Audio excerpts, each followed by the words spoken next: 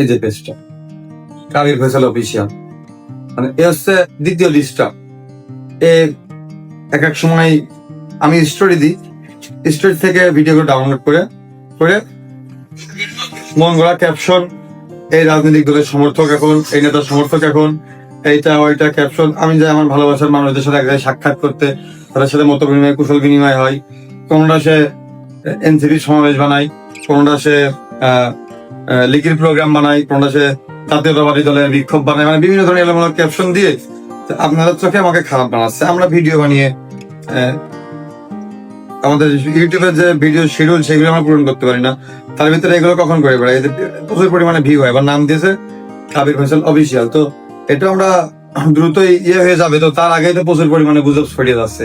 আপনারা অনেক হয়তো আমাদেরকে ভুল বুঝতেছেন না, সুন্দর সাবলীল ভিডিও বানাতো, আমরা সবাই দেখতাম, ভালো লাগতো, সবসময় আমাদের তোদের পাশে আমরা নিঃস্বার্থ ভাবে থেকেছি। যে কোনো ক্রিয়েটরের ভিডিও থেকে ওদের ভিডিওটা আমরা গুরুত্ব দিয়ে আন্তরিকতা জায়গা থেকে নিজেদের ভেবে দেখি, কিন্তু ওরা এগুলো কি শুরু করলো। তো আপনাদের কাছে আমার অনুরোধ করবো যে এই পেজটা এটা আমাদের না, তো ওই পেজটা ওইটাও আমাদের না, তো এই কাবির ফয়সাল অফিসিয়াল এর এই যে 54,000 মানুষ আমাদের প্রিয়জনেরা আমাদের ভেবে ফলো দিয়ে রেখেছেন, এই ফলোটা এদেরকে দেবেন না, পেজটা ভালো করে দেখে রাখুন।